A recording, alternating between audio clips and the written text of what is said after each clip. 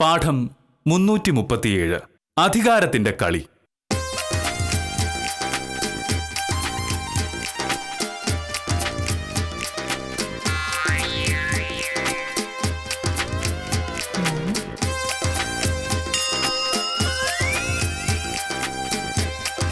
മോഹനയുടെ രാവിലെ തുടങ്ങി എഴുത്താണല്ലോ. ഇതെന്താ ഇത്ര കാര്യമായിട്ട് എഴുതാൻ? എന്ത് ചെയ്യാം, ഒരു സർക്കാർ ഉദ്യോഗസ്ഥനായി പോയില്ലേ. അതൊരു പതിവില്ലാത്ത ഡയലോഗാണല്ലോ. സാധാരണ സർക്കാർ ഉദ്യോഗസ്ഥനാണെന്ന് പറയുന്നതാണ് ലോകത്തിലെ ഏറ്റവും വലിയ കാര്യം തന്നെ പറയാറ്. അതല്ല ഭാമേ, പിന്നെ ഡെപ്യൂട്ടി തഹസിൽദാർ രാജേന്ദ്രൻ സാറിന്റെ സ്വഭാവം നിനക്കറിയാലോ. ഞാൻ ഈ താലൂക്കിൽ വന്ന കാലം മുതൽ അയാൾക്ക് എന്നെ ഇഷ്ടമല്ല. ഇഷ്ടമല്ലാത്ത വേറൊന്നും കൊണ്ടല്ല, അങ്ങേര് പറയുന്ന അന്യായവും ഞാൻ ചെയ്യില്ല. ഞാൻ തടസ്സം പറഞ്ഞത് കൊണ്ട് മാത്രം പുള്ളിക്കാരൻ വിചാരിച്ച പല കാര്യങ്ങളും നടക്കാതെ പോയി. ആദേശിനോടുണ്ട്. അതുകൊണ്ട് മെനിങ്ങാൻ എന്നെ വിളിച്ച് പറയാ, കഴിഞ്ഞ 1.5 വർഷം കൊണ്ട് ഈ വില്ലേജിൽ നടന്ന സകല പോക്കുവരവുകളുടെയും കണക്കുകൾ കൊടുക്കണമെന്ന്. പറയുന്ന ഇടം നിസ്സാരമാണെന്ന് തോന്നും, പക്ഷേ 10,000 പോക്കുവരവുകളുണ്ട്. എത്ര ദിവസത്തെ മെനക്കെടായി നോക്ക്. മേലുദ്യോഗസ്ഥനല്ലേ, എതിർത്ത് പറയാൻ പറ്റുമോ? അതുകൊണ്ട് എല്ലാ ദിവസവും രാവിലെയും രാത്രിയുമായിട്ട് എഴുതി അങ്ങ് തീർക്കണം. സമയം 9 പോകുന്നു. നീ കാപ്പി എടുത്ത് വെക്ക്. ഇപ്പോഴെന്തിനാ കാപ്പി എടുത്ത് വെക്കണേ? മോഹനോട് ഇറങ്ങുന്ന 9:30 കൊള്ളാം. അപ്പൊ ഇതുവരെ കഴിക്കാനൊന്നും ഉണ്ടാക്കിയില്ലേ? അല്ല, മോഹനോട് പോകാൻ നേരാകുമ്പത്തേക്ക് കിട്ടിയാ പോരെ. ഹാമേ, ഇന്നലെ വൈകുന്നേരം ഞാൻ പറഞ്ഞത് നീ മറന്നു. ഇന്ന് രാവിലെ എനിക്ക് 9 മണിക്ക് ഇറങ്ങണമെന്നും പോകുന്ന വഴിക്ക് ഗംഗാധര സാറിന്റെ വീട്ടിൽ കയറണമെന്നും പറഞ്ഞ് നീ മറന്നോ? അയ്യോ, അത് ശരിയായിരുന്നു, ഞാനത് മറന്നുപോയി മോഹനേട്ടാ. ഭർത്താവ് ഒരു ഗൗരവമുള്ള കാര്യം പറഞ്ഞപ്പോ ഭാര്യ അത് മലന്നുപോയി. ഇവിടെ എന്താ ജോലി? ഇപ്പോ മണി 8:50. ഇനി നീ കാപ്പി ഉണ്ടാക്കിയിട്ട് അത് കുടിച്ചിട്ട് ഞാൻ എപ്പോ പോവും? മോഹനേട്ടാ സോറി, ഒരു 10 മിനിറ്റ് വരെ ഞാൻ കാപ്പി ഉണ്ടാക്കാം. വേണ്ട, ഇന്നലെ വൈകിട്ട് പറഞ്ഞിട്ട് ഇതുവരെ കാപ്പി ഉണ്ടാക്കാൻ പറ്റാത്ത നീ ഇനി 10 മിനിറ്റ് കൊണ്ട് കാപ്പി ഉണ്ടാക്കാന്ന് പറഞ്ഞാൽ ആര് വിശ്വസിക്കും? അല്ല, രാവിലെ ജോലി ചെയ്യാൻ പോകുന്ന ഭർത്താവിന് സമയത്ത് കാപ്പി ഉണ്ടാക്കി കൊടുക്കാൻ പോലും മറന്നു പോകുന്ന ഒരു ഭാര്യ. അല്ല, എങ്ങനെ മറക്കാതിരിക്കും? ഭർത്താവിനോട് ബഹുമാനവും സ്നേഹവും ഉണ്ടെങ്കിലല്ലേ ഇതൊക്കെ ഓർക്കൂ. ഭാമേ, നിനക്കൊരു ധാരണയുണ്ട്, നീ വലിയ വക്കീലാണെന്ന്. കോടതിയിൽ നീ വാദിച്ച കുറെ കേസെങ്കിലൊക്കെ എങ്ങനെയെങ്കിലും ജയിച്ചിട്ടുണ്ടാവും. അത് കണ്ട് കക്ഷികൾ നീ വലിയ ആളാണെന്ന് പറഞ്ഞിട്ടുണ്ടാവും. പക്ഷേ അത് ഇങ്ങോട്ട്, ഈ വീടിന് പുറത്ത്, ഈ വീട്ടിൽ നിന്റെ ഭർത്താവായ ഞാനാണ് വലിയ ആള്. എന്റെ ഇഷ്ടാനിഷ്ടങ്ങൾ മനസ്സിലാക്കേണ്ടത് നിന്റെ ഉത്തരവാദിത്തമാണ്. വക്കീലായാലും ജഡ്ജി ആയാലും ഭാര്യ ഭാര്യയാണ്, അത് മറക്കരുത്. ആഹാ,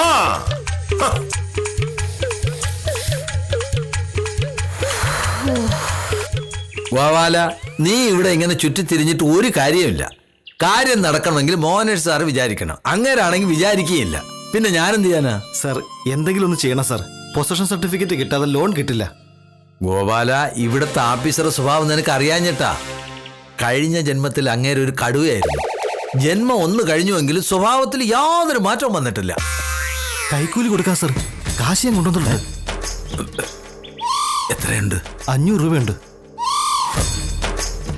ഇതൊന്നും വാങ്ങാൻ പാടില്ലെന്നാ. പിന്നെ നിന്റേതൊരു അത്യാവശ്യ കേസാണല്ലോ, ഞാൻ അങ്ങനെ കണ്ടില്ല എന്നടിക്കും. ഞാൻ മോഹനേഷ് സാറിനോടൊന്ന് പറഞ്ഞു നോക്കാം. ഞാൻ പറഞ്ഞ പുള്ളിക്കാരെ കേൾക്കാതിരിക്കില്ല.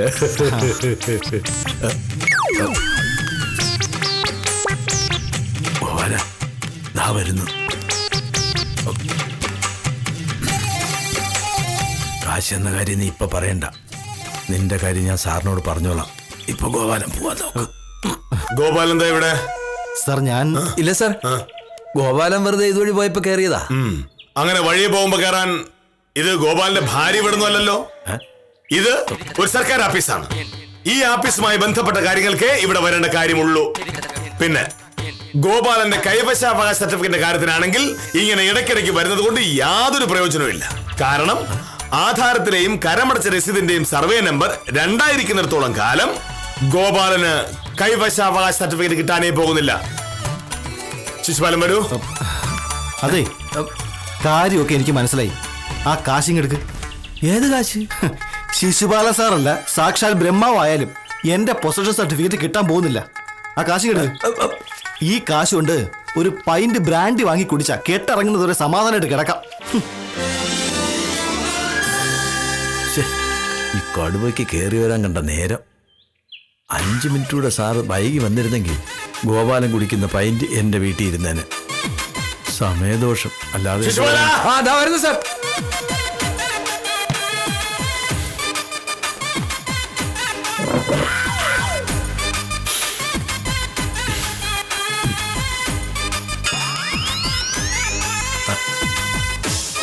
സാർ, സജീവിന്റെ അടുത്ത് പോയി ആ വരയ്ക്കാൻ കൊടുത്തിരിക്കുന്ന സ്കെച്ച് വാങ്ങിക്കൊണ്ടുവരണമെന്ന് ഞാൻ ഇന്നലെ പറഞ്ഞിരുന്നു. അതെവിടെ? അയ്യോ, അത് വാങ്ങില്ല സാർ. വാങ്ങിയില്ലേ? കാരണം? അത് സാർ, ഞാൻ ശിശുപാല, നിങ്ങൾക്ക് ഇങ്ങനെ പറയാൻ നാണമില്ലേ? ഇന്നലെ വൈകുന്നേരം ഇവിടെ ഇറങ്ങുന്നതിന് മുമ്പ് ഞാൻ പറഞ്ഞതാണ്, ഞാൻ രാവിലെ വരുമ്പോൾ ആ സ്കെച്ച് ഇവിടെ കാണണമെന്ന്. എന്നിട്ടും ശിശുപാലൻ അത് വാങ്ങിയില്ല. സാർ, അത് ഒന്നും പറയണ്ട. രാവിലെ വന്ന് ആ ഗോപാലനുമായി കൊച്ചു വർത്താനം പറയാൻ ശിശുപാലൻ സമയം ഉണ്ടായിരുന്നല്ലോ. ആ സമയം പോരായിരുന്നോ സജീവിന്റെ അടുത്ത് പോവാൻ? അതുകൊണ്ടല്ല സാർ. ഏതുകൊണ്ടല്ല? എനിക്ക് രാവിലെ സജീവിന്റെ അടുത്ത് പോയി ആ സ്കെച്ച് വാങ്ങാൻ അറിയാഞ്ഞിട്ടല്ല. എനിക്ക് ഗംഗാധര സാറിന്റെ അടുത്ത് പോകേണ്ട ഒരു കാര്യമുണ്ടായിരുന്നു. അതുകൊണ്ടാണ് ഞാൻ ശിശുപാലനെ ഏൽപ്പിച്ചത്. ഞാൻ പറഞ്ഞതുപോലെ ഗംഗാധര സാറിന്റെ അടുത്ത് പോയി എന്റെ ജോലി തീർത്തു, ഇവിടെ വന്നു. പക്ഷേ ഇവിടത്തെ വെറും പ്യൂണായ ശിശുപാലനെ ഏൽപ്പിച്ച ജോലി ചെയ്യാൻ സമയം കിട്ടിയില്ല. ഞാനിപ്പോ പോയി വാങ്ങിച്ചോണ്ട് വരാൻ സാർ. അതുകൊണ്ട് എന്താ കാര്യം? ആപ്പീസ് നേരത്ത് ആപ്പീസിലെ ജോലികൾ ചെയ്യണം, അല്ലാതെ സജീവിന് വീട്ടിൽ പോകുകയല്ല വേണ്ടത്. സാർ, ഇളയ മോക്ക് സ്പെഷ്യൽ ക്ലാസ് ഉണ്ടായിരുന്നു. രാവിലെ വീട്ടിൽ നിന്ന് ഇറങ്ങിയപ്പോൾ അവള് ചോദിച്ചു, അച്ഛാ സ്കൂളിലൊന്നും വിടാവോ എന്ന്. പറ്റില്ല എന്ന് പറയുന്നത് എങ്ങനെയാ സാർ? മോളെയും കൊണ്ട് സ്കൂളിൽ പോയത് കൊണ്ട് സജീവിന്റെ അടുത്ത് പോകുന്ന കാര്യം ഞാൻ മറന്നു.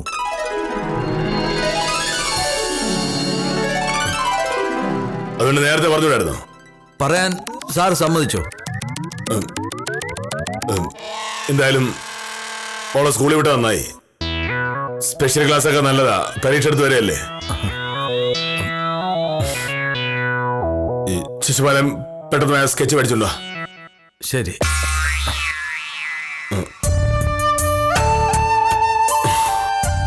വെറുതെ രാവിലെ ദേഷ്യപ്പെട്ടു. വേണ്ടായിരുന്നു. സാരമില്ല, ശിശുപാലൻ കാര്യം പറയാത്തുണ്ടല്ലേ. കാര്യം പറഞ്ഞിരുന്നെങ്കിൽ ചൂടേണ്ട കാര്യമില്ലായിരുന്നു.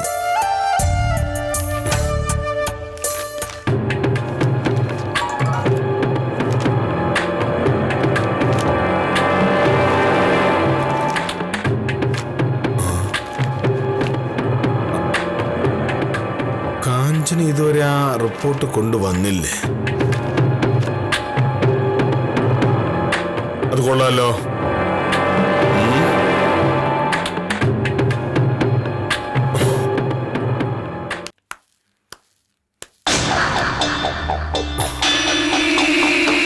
കാഞ്ചനെ, താലൂക്ക് ഓഫീസ് കൊടുക്കാനുള്ള റിപ്പോർട്ട് എഴുതാൻ പറഞ്ഞിട്ട് എന്തായി? തീരാറായി സർ.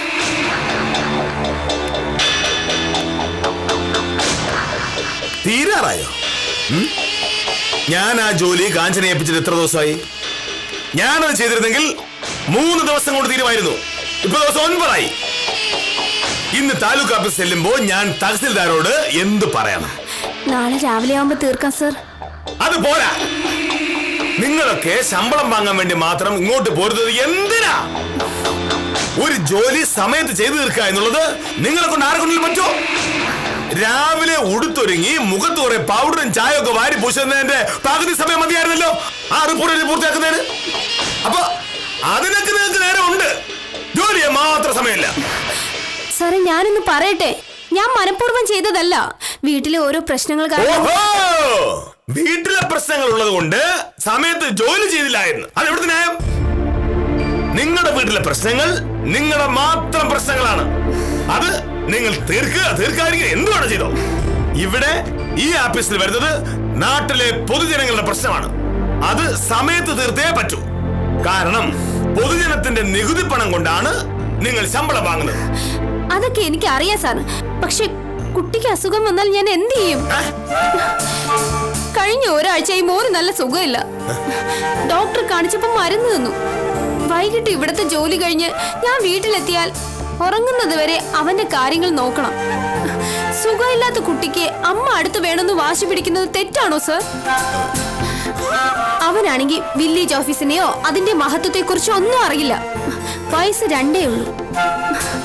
ഒരു 5 വയസ്സായി കഴിഞ്ഞാൽ ഞാൻ പറഞ്ഞു മനസ്സിലാക്കിക്കൊള്ളാം. അമ്മയ്ക്ക് നിന്റെ അസുഖത്തെക്കാൾ വലുത് കരം തീർത്ത രസീത് കൊടുക്കലാണെന്ന്. കുട്ടിക്ക് അസുഖമാണെങ്കിൽ നേരത്തെ പറഞ്ഞായിരുന്നു. സാറിനോടോ? എങ്ങനെ പറയും? സാർ ചാടി കടക്കാൻ വരികയല്ലേ? ഒരു കാര്യം ചെയ്യ്, റിപ്പോർട്ട് 2 ദിവസം കഴിഞ്ഞ് എഴുതിയാൽ മതി. തഹസിലോട്ട് ഞാൻ പറഞ്ഞോളാം. കുഞ്ഞിന്റെ കാര്യം നടക്കട്ടെ, അതും പ്രധാനമാണല്ലോ. Good morning sir. എങ്ങോട്ടാ? അങ്ങോട്ട്. എന്തിന്? ജോലി ചെയ്യാൻ. ഏത് ജോലി? അത് ഇപ്പൊ സമയത്രായി? 10:30. 10:30ക്കാണോ ആഫീസിൽ വരുന്നത്? ക്ഷമിക്കണം സാർ, ഞാൻ വേണ്ട, ഒരു ന്യായം പറയണ്ട. നിങ്ങൾക്കൊക്കെ ഒരു ധാരണയുണ്ട്, ഈ വില്ലേജ് ഓഫീസ് എന്ന് പറയുന്നത് ഒരു ചായക്കടയാണെന്ന്. അത് തെറ്റാണ്. ഇത് ഒരു സർക്കാർ സ്ഥാപനമാണ്. ഇവിടെ ജോലി ചെയ്യുന്ന ആളുകൾ എപ്പോ വരണം എപ്പോ പോകണം എന്നതിനെ പറ്റി വളരെ വ്യക്തമായ വ്യവസ്ഥകളുണ്ട്. അല്ലാതെ നിങ്ങൾക്ക് തോന്നുമ്പോൾ കയറി വരാൻ പറ്റില്ല. സാർ ഞാനൊന്ന് എന്തിന്? സ്വയം പ്രഭയ്ക്ക് ബാക്കി തിരക്കുകളൊക്കെ തീർന്നു കഴിയുമ്പോ നേരം പോക്കിന് വന്നു കയറേണ്ട സ്ഥലമല്ല ഇത്. ഇന്നത്തെ ദിവസത്തെ പകുതി ലീവ് പോയി തന്നെ. അങ്ങനെ ചെയ്താലേ നിങ്ങളൊക്കെ പഠിക്കും. സാർ ഞാൻ മനപ്പുറത്ത് താമസിച്ചില്ല. മനഃപൂർവ്വം അല്ലാതെ എങ്ങനെ താമസിപ്പിക്കാൻ പറ്റും? ശിശുപാലനും കാഞ്ചനയ്ക്കും ഒരു കുടുംബമുണ്ട്, കുട്ടികളുണ്ട്. അതുകൊണ്ട് അവർക്ക് പല അസൗകര്യങ്ങളും കാണും. അതൊക്കെ ചിലപ്പോ ചില വിട്ടുവീഴ്ച ചെയ്തിരിക്കാം. പക്ഷേ സ്വയം പ്രഭയുടെ കാര്യത്തിൽ അങ്ങനെ ഒന്നുമില്ല. ഇത് നിങ്ങൾ മനഃപൂർവ്വം ചെയ്താ ഞാനത് സമ്മതിച്ചു തരില്ല. സാറേ, ഞാൻ ആ വളവ് വരെ വന്നതാ. അപ്പോഴാ ഒരു പ്രായമായ മനുഷ്യൻ അവിടെ സ്കൂട്ടറിൽ നിന്ന് വീണു. ഒരു പൂച്ച കുറുകെ ചാടിയപ്പോ രക്ഷിക്കാൻ നോക്കിയതാ. അടുത്തൊന്നും ആരും ഇല്ലായിരുന്നു. ഞാൻ ആ മനുഷ്യനെ പിടിച്ചെഴുന്നേൽപ്പിച്ച് അതുവഴി വന്ന ഒരു ഓട്ടോയെ കയറ്റി ആശുപത്രി കൊണ്ടാക്കിയിട്ട് ഞാനിങ്ങ് തിരിച്ചു പോന്നു. വീണ് കിടക്കുന്ന മനുഷ്യന് എന്റെ അച്ഛന്റെ പ്രായം കാണും. വില്ലേജ് ഓഫീസിൽ സമയത്ത് ചെന്നില്ലെങ്കിൽ നാളെ സൂര്യൻ ഉദിക്കില്ല എന്ന് അയാളോട് പറയാൻ എനിക്ക് തോന്നിയില്ല.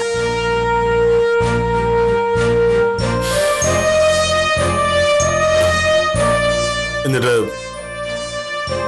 ആ മനുഷ്യനെന്താ പറ്റിയത്? കാര്യമായിട്ടൊന്നുമില്ല, കുറച്ച് തൊലി പോയി. കാലിലൊരു മുറിവുണ്ട്.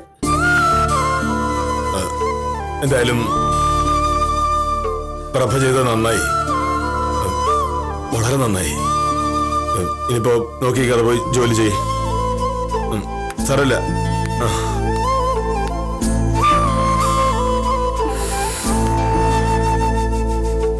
ഒരു നിമിഷം ലോകത്തിലെ ഏറ്റവും വലിയ ദേഷ്യക്കാരൻ, അടുത്ത നിമിഷം ഒരു കൊച്ചു കുട്ടിയേക്കാൾ സാധു. ഹോ, എന്തു മനുഷ്യനാണോ എന്തോ.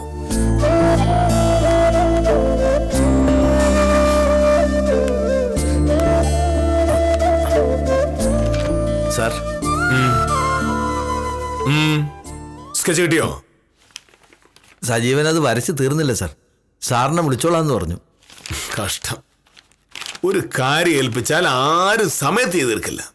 ചുമ്മാതല്ല ലോകം ഇങ്ങനെ ആയത്. സാർ, എന്ത്?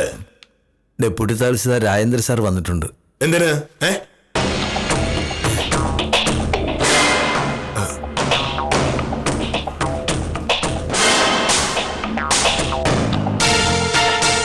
ഇവിടെയോ? പുറത്ത് നിൽക്കുക. സാറിനോട് അങ്ങോട്ട് വരാൻ പറഞ്ഞു. ഇതെന്താ പതിവില്ലാതെ? ഒന്നും പറഞ്ഞില്ല, സാറിനെ വിളിക്കാൻ മാത്രം പറഞ്ഞു.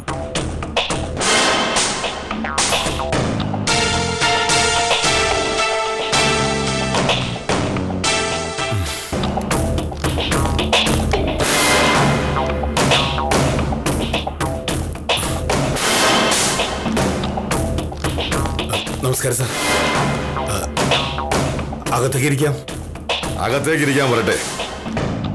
എനിക്ക് മോഹനകൃഷ്ണനോട് ചില കാര്യങ്ങൾ ചോദിക്കാനുണ്ട്.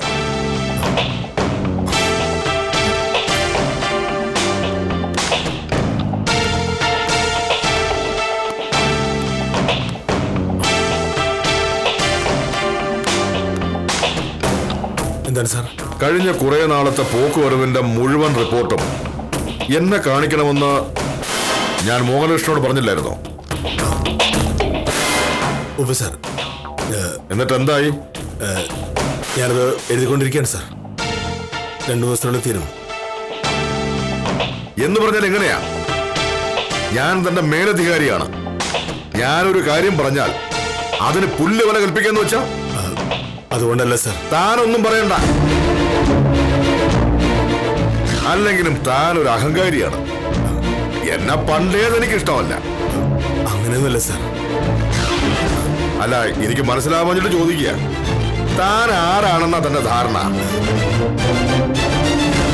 കേരളത്തിൽ 10,500 വില്ലേജ് ഓഫീസർമാരുണ്ട്. 1634. താൻ എന്നെ ഒന്നും പഠിപ്പിക്കണ്ട. തന്നെ പോലൊരു വില്ലേജ് ഓഫീസറുടെ കസേരയിൽ ഞാനും കുറെ കാലം ഇരുന്നതാ. അന്നൊന്നും എനിക്ക് തോന്നിയിട്ടില്ല ഞാനാണ് ഇന്ത്യ ഭരിക്കുന്നതെന്ന്. അല്ല മോഹനകൃഷ്ണ, ഒരു വില്ലേജ് ഓഫീസർ എന്ന് പറഞ്ഞാൽ ആനയാണെന്നാണോ താൻ കരുതിയിരിക്കുന്നത്? റിപ്പോർട്ട് മറ്റന്നാൾ കൊണ്ടുവരാം സാർ. അങ്ങനെ തനിക്ക് തോന്നുമ്പോ കൊണ്ടുവന്നാ പോരല്ലോ. വലിയ സത്യസന്ധനാണ്, മര്യാദക്കാരനാണ് എന്ന മട്ടിലുള്ള തന്റെ അഭിനയം തുടങ്ങിയിട്ട് കാലം കുറച്ചായി. ഒരു കാര്യം ഞാൻ പറഞ്ഞേക്കാം, ഒരുപാട് മിടുക്കനാകാൻ നോക്കിയാൽ ഇരിക്കുന്ന കസേര കാണില്ല. ഇത് റവന്യൂ വകുപ്പാ മോഹനകൃഷ്ണ. ഇവിടെ വരുന്ന പലരോടും താൻ ധിക്കാരപരമായി പെരുമാറുന്നു എന്നൊരു പരാതി കിട്ടിയിട്ടുണ്ട്. തഹസീൽദാർക്ക് തന്നെ വലിയ പ്രിയമായതുകൊണ്ട് വലിയ ദോഷമൊന്നുമില്ലാതെ അങ്ങ് പോകുന്നു. പക്ഷെ ആ തഹസീൽദാര് എല്ലാ ദിവസവും ആ കസേരയെ കാണുമെന്ന് വരില്ല. അന്ന് താൻ വിവരം അറിയും.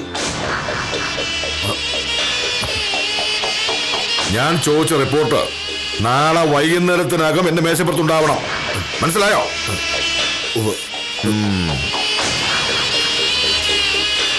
ഇതൊന്നും എല്ലാവരുടെയും മുമ്പിൽ വെച്ച് ഓർമ്മിപ്പിക്കാനാ ഞാൻ വന്നത്.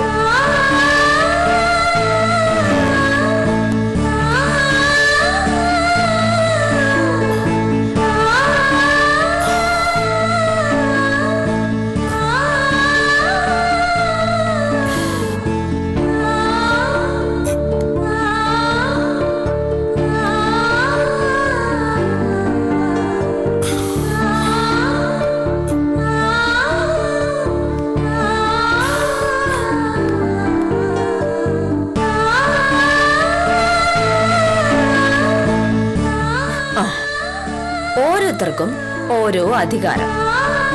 രാവിലെ കാപ്പി ഉണ്ടാക്കാൻ 10 മിനിറ്റ് വൈകിയ ഭാര്യയുടെ മേൽ ഭർത്താവിന്റെ അധികാരം ഉപയോഗിച്ച് മോഹനേട്ടന്റെ കുതിരകയറ്റം. എനിക്ക് മോഹനേട്ടനോട് സ്നേഹമില്ല, ബഹുമാനമില്ല. ഞാൻ ഭയങ്കര അഹങ്കാരിയാണ്. മോഹനേട്ടൻ അത് പറയാം. കാരണം നാട്ടുനടപ്പനുസരിച്ച് ഭർത്താവ് ഭാര്യയെക്കാട്ടിലും വലിയ ആളാണ്. അത് കഴിഞ്ഞ് ഒരു സ്കെച്ച് കൊണ്ടുവരാൻ വൈകിയതിന് പിയൂൺ ശിശുപാലൻ ചേട്ടന്റെ മേൽ മോഹനേട്ടന്റെ 2ാമത്തെ മെക്കിട്ട് കയറ്റം. ശിശുപാലൻ ചേട്ടന് സഹിക്കാതെ വേറെ നിവൃത്തിയില്ല. കാരണം സർക്കാർ ഓഫീസിൽ പിയൂണിന് മേൽ വില്ലേജ് ഓഫീസർക്ക് അധികാരമുണ്ട്. പിന്നെ സ്വയംപ്രഭ അരമണിക്കൂർ താമസിച്ചു വന്നതിന്റെ പേരിൽ വില്ലേജ് ഓഫീസർ ക്ലാർക്കിനെ വരട്ടി. സ്വയംപ്രഭയും അത് സഹിച്ചു. ഓഫീസറുടെ അധികാരത്തിന് മുന്നിൽ സഹിക്കുകയല്ലാതെ വേറെ വഴിയില്ലല്ലോ. ഇനി 4ാമത് കാഞ്ചന. അവിടെയും മോഹനേട്ടൻ ഓഫീസറുടെ അധികാരം ഉപയോഗിച്ചു. സ്വാഭാവികമായും കാഞ്ചനയും ഒക്കെ സഹിച്ചു. അങ്ങനെ ഇവിടെ നിന്നിറങ്ങി ഓഫീസിൽ ചെന്ന് 1 മണിക്കൂർ തികയ്ക്കുന്നതിനിടയിൽ മോഹനേട്ടന് പ്രയോഗിക്കാവുന്ന അധികാരം മൊത്തം അങ്ങ് പ്രയോഗിച്ചു. ഒടുവിൽ ഡെപ്യൂട്ടി തഹസിൽദാർ രാജേന്ദ്രൻ സാറ് അങ്ങേരുടെ അധികാരം മോഹനേട്ടന്റെ മേൽ പ്രയോഗിച്ചപ്പോഴാണ് മോഹനേട്ടന് അതിന്റെ ബുദ്ധിമുട്ട് മനസ്സിലായത്. പക്ഷേ ഞാൻ തെറ്റൊന്നും ചെയ്തില്ലായിരുന്നു ഭാമേ. ഒരാൾ ഒറ്റയ്ക്ക് വിചാരിച്ച 2 ആഴ്ച കൊണ്ട് തീരുന്ന ജോലി 7 ദിവസം കൊണ്ട് തീർക്കാനാ ഞാൻ ശ്രമിച്ചത്. അത് മനസ്സിലാക്കാതെ ഓരോന്ന് പറയുന്ന വെച്ചാല് ഈ പറഞ്ഞ ന്യായം എല്ലാവർക്കും ഇല്ലേ മോഹനേട്ടാ? എല്ലാ ദിവസവും മോഹനേട്ടന് കൃത്യസമയത്ത് കാപ്പി ഉണ്ടാക്കി തരാറുണ്ട് ഞാൻ. എനിക്ക് ഇന്നൊരു അബദ്ധം പറ്റിയപ്പോൾ മോഹനേട്ടൻ അത് ക്ഷമിക്കാമായിരുന്നു, അല്ലെങ്കിൽ സാരമില്ല എന്ന് പറയാമായിരുന്നു. ഇല്ലെങ്കിൽ വെറുതെ അങ്ങ് അവഗണിച്ചു കളയാമായിരുന്നു. ശിശുപാലൻ ചേട്ടന്റെ കാര്യത്തിലും അതേ ന്യായം ഉണ്ടായിരുന്നു. വാങ്ങാൻ മറന്നുപോയ സ്കെച്ച് പോയി വാങ്ങിക്കൊണ്ട് വരാമെന്ന് പറഞ്ഞപ്പോൾ മോഹനേട്ടൻ അതങ്ങ് ക്ഷമിച്ചു കളയാമായിരുന്നു. എല്ലാ ദിവസവും സമയത്ത് വരുന്ന സ്വയംപ്രഭ ഒരു ദിവസം താമസിച്ചു വരുമ്പോൾ എന്തു പറ്റിയെന്ന് അന്വേഷിക്കാനുള്ള മര്യാദയും മോഹനേട്ടൻ കാണിച്ചില്ല. ഒടുവിൽ എന്തുണ്ടായി? ഡെപ്യൂട്ടി തഹസിൽദാർ മോഹനേട്ടന്റെ ന്യായം കേൾക്കാൻ നിൽക്കാതെ അദ്ദേഹത്തിന്റെ അധികാരം പ്രയോഗിച്ചു. അത് മോഹനേട്ടന് സങ്കടമായി. മോഹനേട്ടാ, കൃത്യനിഷ്ഠയും സത്യസന്ധതയും ഒക്കെ നല്ലതാണ്. പക്ഷേ എല്ലാറ്റിനും മേലെയാണ് മനുഷ്യത്വം. മോഹനേട്ടൻ അതില്ലാന്ന് ഞാൻ പറയല്ല. മോഹനേട്ടന്റെ അത്രയും നല്ലൊരു മനുഷ്യൻ ഈ ലോകത്ത് കാണില്ല. പക്ഷേ മറ്റുള്ളവർക്കത് ബോധ്യപ്പെടുന്നില്ല. നല്ലത് ചെയ്താൽ മാത്രം പോരാ മോഹനേട്ടാ, നല്ലത് ചെയ്തുവെന്ന് മറ്റുള്ളവരെ ബോധ്യപ്പെടുത്തുകയും കൂടി ചെയ്യണം. പോട്ടെ, ഡെപ്യൂട്ടി തഹസിൽദാർ അയാളുടെ വാശി തീർത്തു. സാരല്ല, ഇതൊന്നും നമ്മളെ ബാധിക്കുന്ന കാര്യമല്ലല്ലോ.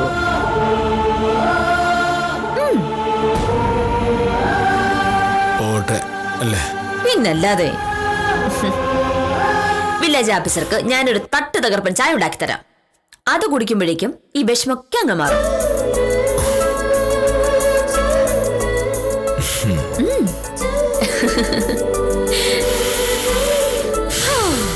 ഇതാണ് ലോകത്തിലെ അവസ്ഥ.